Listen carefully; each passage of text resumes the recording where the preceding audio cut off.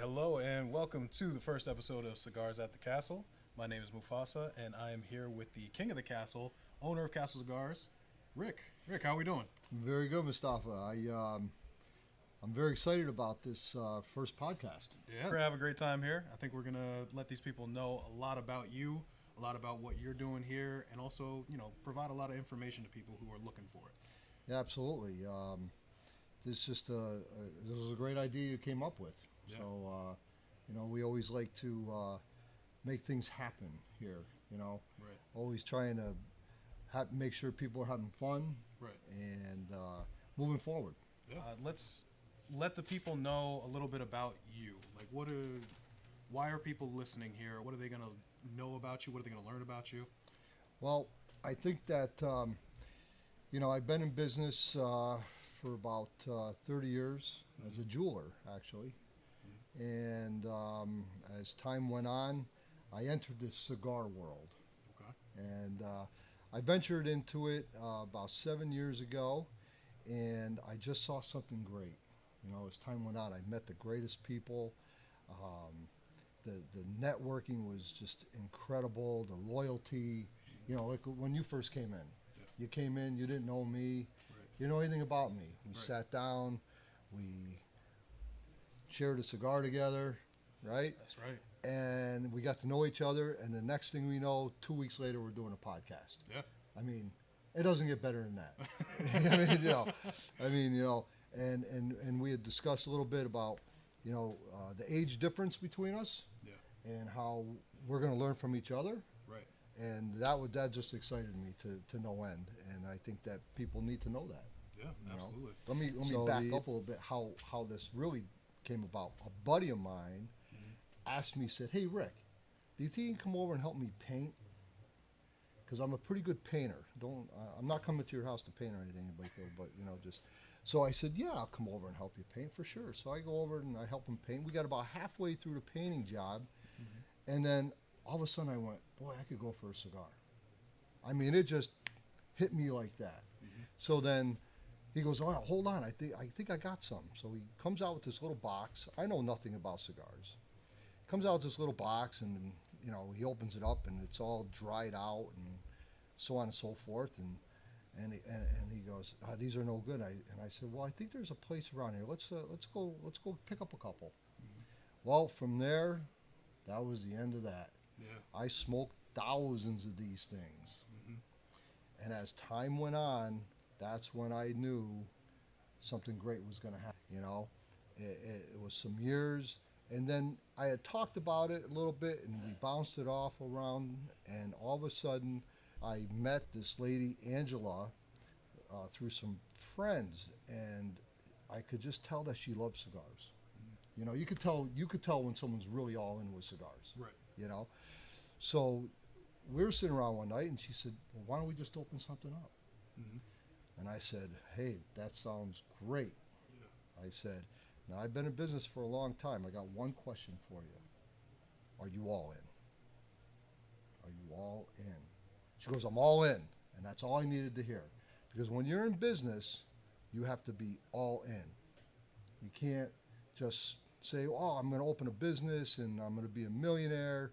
Because I got to tell you, I'll go back to 1996. When I opened the jewelry store, that was my thought. That was my thought. I was like, this is going to be great. Well, as it turns out, there's a lot of work to own a business, but you have to grow with the business. So anyway, after all those years being in the jewelry business, I put this place together in about 2 weeks. And, we just weren't sure where we were going to go, because, in business, location is the most important. Location, location, location, they always say. Right. You just can't go somewhere. There's some homework that has to be done with this. But as we go along with podcasts, I can go along and teach people how to kind of get there. Right. I made all the mistakes. I don't want you to make mistakes. Exactly. I want you to come out better than I ever did. Right. So, so here we are over on Hamburg Street. And this place used to be an old liquor store. And so we pulled up to it, and beautiful, and I had all open glass. And then I had this thing in my head I wanted to call Castle Cigars. I just had castles in my head, royalty. I wanted to treat people like royalty. I wanted to make sure that people had fun because we're here one time.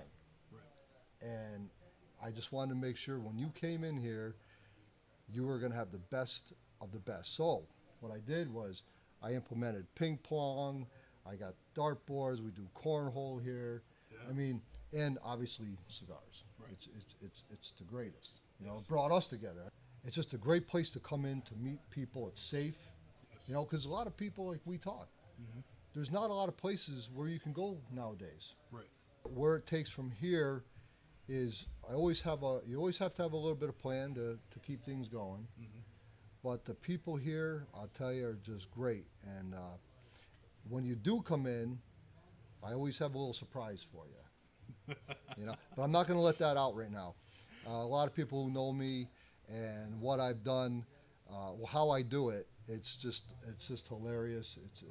It's just great, and that's why, as he said earlier, I was the king of the castle, and we're going to show you why. That's the king of the castle You right know, there. And you know, back to business and everything. It's you know, business is you know, as one person always said to me, you have to take stock in yourself. You have to, you know, you have to find out who you are, what you like, what you're made of, challenge yourself, and that's what I like to do every day. Right. I like to, you know, do it every day. You know, we talked about this 2 weeks ago, and here we are tonight. We had Yes. a little bit of a plan, and I hope that everybody out there really enjoys this. Mm-hmm. You know, as you mentioned earlier, you know, I'm a little older. Right. I'll throw it out there. I'm going to be 61, and you're what? 27. 27. So he's like my son's ages, and Mustafa took this in like, wow, this is great, because a lot of the younger generation today, I think, needs to have me with some eyes for the Yes. future. Exactly. And all these conversations that I've had with people in the 2.5 years, almost 3 years I've been here, has just been nothing. It's better than a Harvard education. Right. No doubt about it. The people you bring in here and the people that come into this place, they're top tier. Top like you tier. always say, they're A game. And it doesn't matter if you're an attorney, if you're a painter, if you're work. It doesn't matter what you do. You came into the castle, you're in for a great experience. Yeah. And that's what it's all about. It's about an experience, and it comes from the passion of the inside of yourself, not some corporate place that doesn't care about you. Exactly. You know, I was in corporate for a little while, and I vowed when I decided to do this will not be corporate. You know, and I don't like that. I like everybody to grow together. I like everybody to all their inputs and ideas, and that's how you grow. Exactly. You know, that's how you grow. Something that you mentioned to me a while ago when we were first having our conversations. Why do you get up every morning? What is the reason that and just for people who don't know, you get up early in the morning, Yep. you start your normal routine, you go to your day job, which is your first business, then you're here until what, 1 o'clock, 2 o'clock in the morning sometimes? Could be. Yeah, but you're Definitely. here every day. Definitely. There's never a day you take off. You're sick, you're sleepy, you don't feel like it, you don't take it off. So how do you get up every morning? What do you do? Why do you do that? Well, you know, first of all, I think, like I said, I took stock in myself. You know, I wanted to see what I was made of. I always like to push myself to a good limit. I'm excited to help people. You know, like during the day I do the jewelry. You know, I've helped so many people with jewelry. You know, with their jewelry needs. I mean, jewelry is it's a sentimental piece. It's an emotional piece. There's a lot of things that go with that than just the money. Right. You know, of course, you know, you got to make a living, but you don't destroy people. You grow with people with that. And like I said, 36 years I've been doing jewelry, and I can remember when I first started to where I am now, and it's only getting better. So I love getting up. I get up in the morning because of the drive. to challenge yourself. See, when I walk into the business every day, I don't know what I'm going to do. Right. I don't know who's going to show up. Mm-hmm. But I'll tell you what, if you're there and you're consistent, things will happen. Right. People will come. So, and that's what I did. When I opened the cigar place, I knew the cigar place was going to be great because I already had a great base. Right. A lot of people knew me. When we opened up the cigar place, people were coming around saying, "Hey, what's going on? What's going on?" Mm-hmm. And I already had people knocking at the glass, and it was pretty awesome. So and I've got two boys. Well, they're men now, and I think that I instill to them the same thing. My one son, he's a police officer. My other son works for PGA National down in West Palm, and they, I just got to give them everything I can while I'm here. Right. I make sure that they're proud of something. Okay. That they say, hey, my dad. I don't want to be that guy. You know what I'm talking about. Right. I want to make sure that everybody is good. Mm-hmm. That's my plan. Right. And so far it's been working. Yeah. Gets me up every morning. Now, everyone has those days where they're just sitting around. They wake up, their nose is runny, they got a headache, they got a fever, they don't want to do anything. How do you push through that? What's your go-to sentence, mantra? What do you do for that? Well, thou shalt pass. Take care of yourself right away. Get right back in the box. All right. Don't give me the, poor me kind of syndrome and all that stuff. Yeah, we're all going to get sick. Mm-hmm. And we all need that little recovery time. But you get right back on that horse. Right. You get right back on there. You gotta keep going. I deal with a lot of people who are now like in the same positions I'm in. Mm-hmm. A lot of business owners, and we talk. And we do the same thing where our drive comes from within. Right. You got to love what you do. Exactly. It's a passion, Jewelry, I got pretty good. Cigars, I'm still learning. Mm-hmm. I'm not an aficionado in any way, Right. but I know a lot more than what I did 2.5 years ago. Right. The old saying is, if you're present, you get gifts. Okay. All right. I like that. So I've learned that, and then as you go along, and you keep doing it, and then things start happening, then you drive on it even more because it worked. Mm-hmm. To me, it doesn't matter how much money you have, how less money you have. If you're trying, and you're putting your best foot forward, that's what it's all about. Right.